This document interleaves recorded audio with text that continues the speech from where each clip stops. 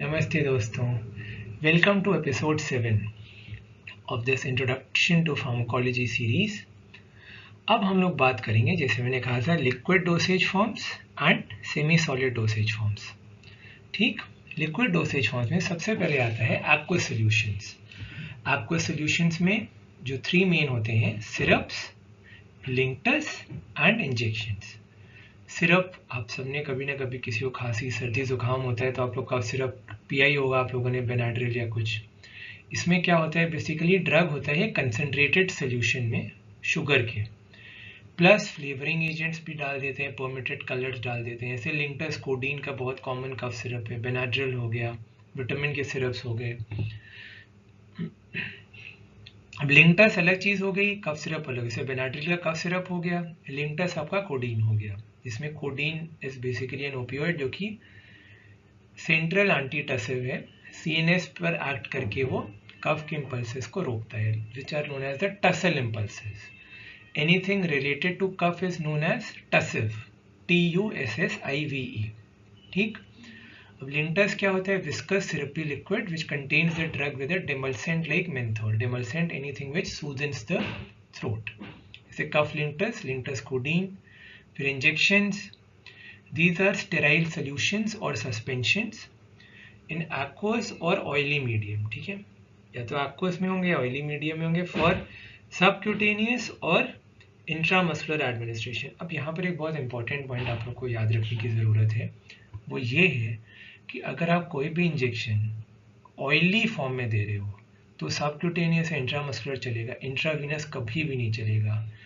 It can kill the patient. क्यों किल कर सकता है? क्योंकि वो सीधा ब्लड स्ट्रीम में जा रहा है। इंट्रामस्कुलर में आप दे रहे हो, सबक्यूटेनियस में वो टिश्यूज में जा रहा है, ऑयली प्रिपरेशन परमिटेड है।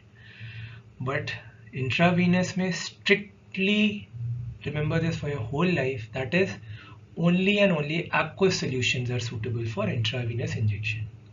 फिर depot injections are longer acting injectable preparation. ये जनरली हम लोग इंट्रामस्कुलर रूट में देते हैं। ठीक है, डीपॉट, जैसे कि डिम्पा हो गया, डीपॉट मिड्रॉक्सी प्रोजेस्ट्रॉन एसिटेट, एक कॉन्ट्रासेप्टिव है, सो इट इज गिवन, एक इंजेक्शन दे दिया, then you have to repeat it after a period of 2 to 3 months।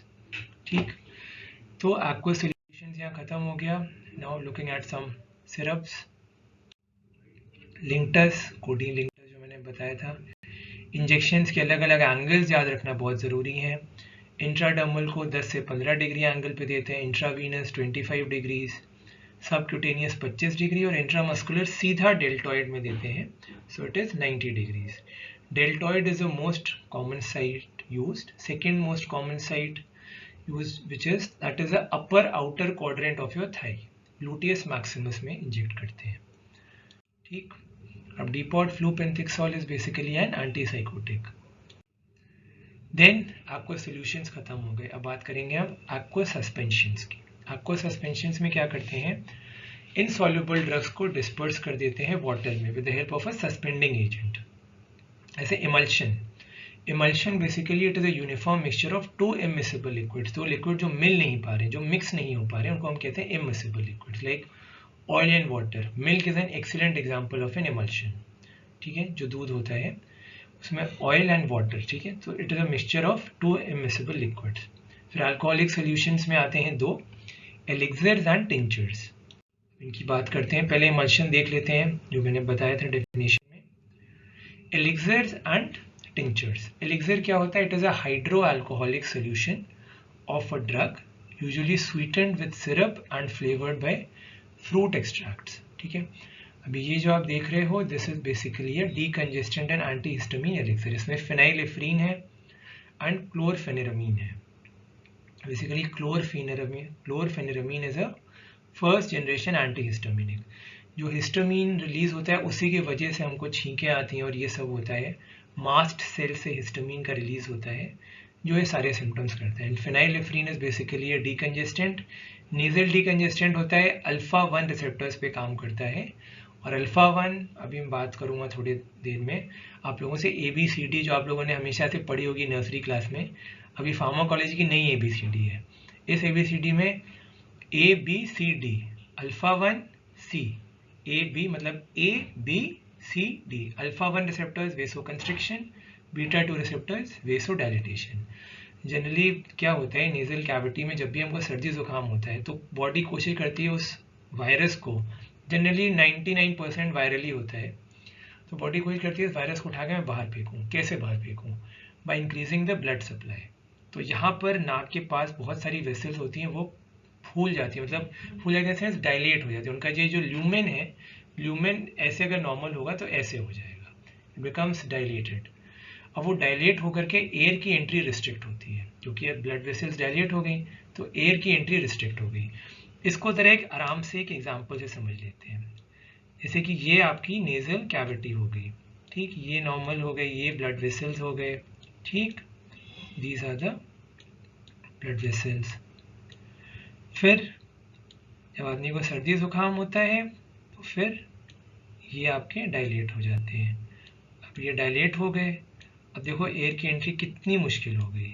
अब यहाँ पर कम एयर जा पाएगी, यहाँ पर बहुत ज़्यादा एयर जा पाएगी, इसीलिए इसको कम करने के लिए व्हाट वी डू इज कि हम डीकंजेस्टेंट्स देते हैं, ठीक। वो बेसिकली वेसो कंस्ट्रिक्शन करेंगे, इसका साइज कम कर देंगे। अब इसका साइज कम हो जाएगा तो इट विल रिटर्न बैक, इसीलिए फेनाइलिफ्रीन और क्लोरफेनेरमीन दिया जाता है। अब टिंचर क्या होता है? अल्कोहलिक एक्सट्रैक्ट्स, दोनों ही अल्कोहलिक, अभी हमने पढ़ा था अल्कोहलिक एक्सट्रैक्ट्स होते हैं, alcoholic solutions, tincture and elixirs. Tinctures are alcoholic extracts of plant drugs. एक टिंचर बेलाडोना आइट्रोपिन का हो गया, टिंचर डिजिटालिस जिसको हम लोग हार्ट फेलियर में तो इतना नहीं यूज़ करते, एट्रियल फिब्रिलेशन या फ्लटर में यूज़ हो जाता है। Used as flavouring agents like tincture cardamom, cardamom का मतलब इलायची। Hydroalcoholic solution of inorganic substances like tincture iodine. Tincture iodine अभी बहुत इंपॉर्टेंट प्रिपरेशन है, आप अपनी फार्माकोलॉजी के लैब में इसको प्रिपेयर भी करोगे। It is very commonly used as a disclosing agent in dentistry. Disclosing agent क्या होता है? Disclosing agent is something which colourises the dental plaque. जो डेंटल प्लाक होता है उसको कलर प्रोवाइड करता है, जिससे कि उसको वो डिस्क्लोज कर देता है, मतलब आपको फिर आइडेंटिफिकेशन में इजी हो जाता है। ऑल्सो उसको एंटीसेप्टिक की तरह यूज़ कर सकते हैं। फिर drops, lotions. Lotions are liquid medicaments for local application but without rubbing. एक बहुत इंपॉर्टेंट डिफरेंस है between liniments and lotions. Lotions में आपने बस लिक्विड मेडिकामेंट अप्लाई कर दिया, जैसे कि कैलामाइन लोशन हो गया। खुजली होती है तो हम लोग जनरली लैक्टोकैलामाइन या कैलामाइन लोशन देते हैं। Like I had chicken pox when I was younger, तो I used to apply calamine lotion. बस कैलामाइन लोशन आपने लगा करके छोड़ दिया, ठीक है। इसको lotions can also be used as antiseptic lotions भी आते हैं, या फिर soothing, astringent and antipruritic effect. Astringent मतलब precipitate surface proteins on the skin making the surface mechanically tougher. Antipruritic जो इचिंग के अगेंस्ट, जैसे जिंक कैलामाइन हो गया। अब पोविडोन आयोडीन बीटाडीन के नाम से आता है, आप सबको पता होगा। बीटाडीन का स्क्रब लोशन हम लोग यूज करते हैं सर्जरी करने से पहले, we scrub the patient with that, ठीक। अब जनरली पोविडोन आयोडीन का लोशन हम लोग सर्जरी के पहले नहीं यूज करते, we use the solution form of it, ठीक है। पोविडोन आयोडीन का स्क्रब लोशन तो हम बस अप्लाई करके छोड़ देते हैं। This is basically done as an antiseptic. Wound पे अगर करना तो फिर we can just apply it. Liniment में क्या होता है? उसको रब करना होता है लिनेमेंट को। Enema very important, rectal route में दिया जाता है for evacuation of the bowel. Intestinal के जो भी कंटेंट्स हैं उनको बाहर निकालने के लिए basically we introduce the enema with the help of a जो भी ट्यूब होती है, उससे हम एनीमा को इंसर्ट करते हैं and then all the contents are sucked out, ठीक। Drops, these are sterile concentrated solution of medicaments meant for oral injection, ठीक है। ओरली भी, जैसे 2 बूंद जिंदगी की, अमिताभ बच्चन जी ने पोलियो का कैंपेन किया था ओरल इंजेक्शन, उसमें हम लोग पोलियो वैक्सीन देते हैं बच्चों को ओरल इंजेक्शन के लिए, या फिर external application to the eye, nose और द ईयर कनाल। सिप्रोफ्लॉक्सिसिन की आई ड्रॉप्स या ईयर ड्रॉप्स होती हैं। Ciprofloxacin basically it is a fluoroquinolone group of antibiotics.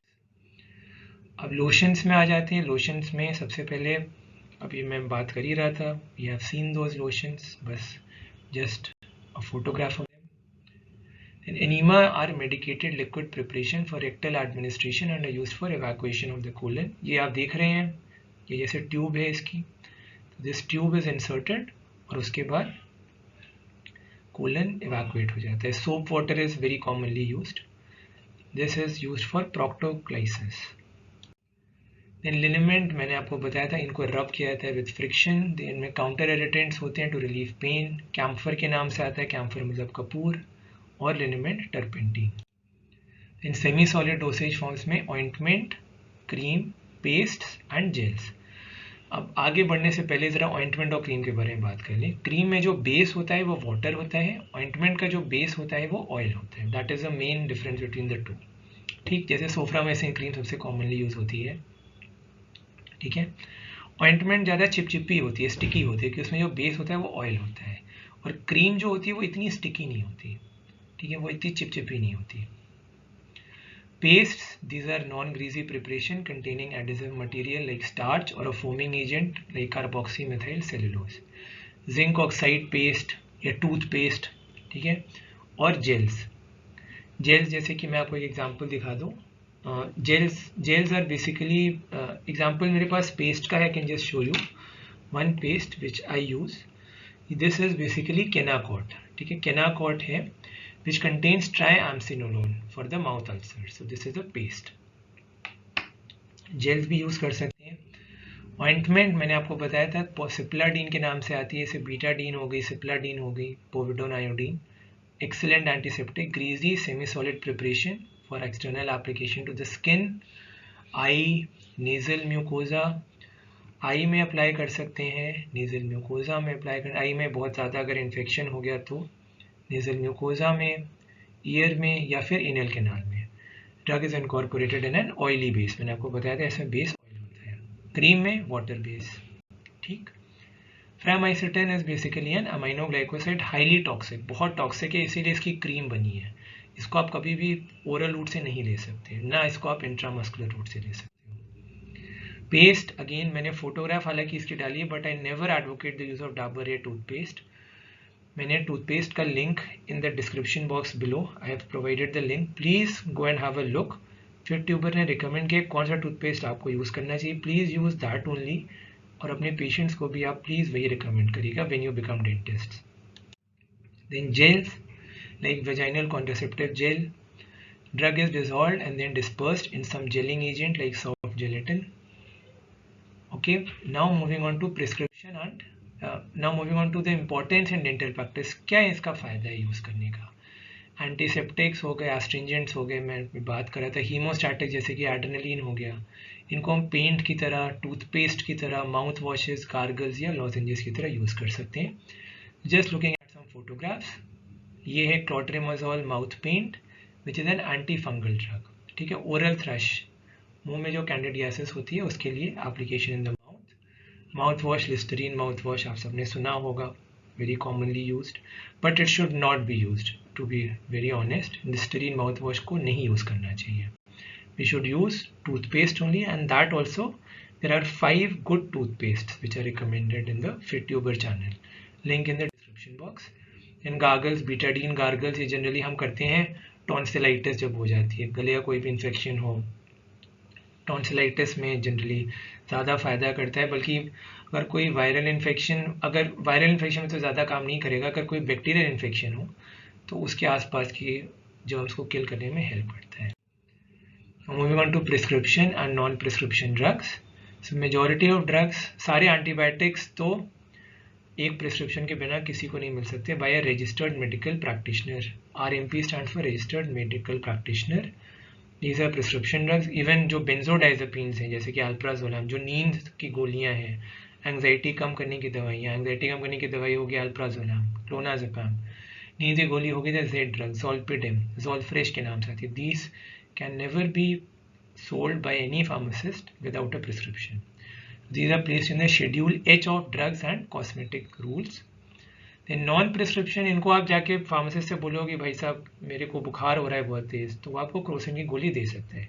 इसके लिए प्रिस्क्रिप्शन की ज़रूरत नहीं है. So these are the non prescription और ओवर द काउंटर ड्रग. जैसे पैरासीटामोल ले ली, बहुत एसिडिटी की प्रॉब्लम हुई, अब दुकान पे गए, आपने कहा कि मेरे को भाई साहब डाइजीन दे दो, मेरे को बहुत पेट में जलन हो रही है, ठीक है, तो आपको डाइजीन दे देगा वो। फिर लैक्सेटिव्स हो गए, जैसे कि ईसबगोल हो गया, ईसबगोल से स्टूल्स आपके सॉफ्ट हो जाते हैं। विटामिन हो गए, vitamin B complex, ferrous salt anaemia के लिए, तो वो दे सकते हैं। So this finishes the liquid semi solid dosage form and prescription and non prescription drug. अब हम लोग एपिसोड 8 में बात करने वाले हैं routes of drug administration. Mind you, it is a very important topic, 10 marks का क्वेश्चन प्रोफेशनल एग्जाम्स में आता है। It should be known by all of you, advantages and disadvantages of a particular route. So see you soon in the next episode. तब तक के लिए Karun Kumar signing off. Bye bye.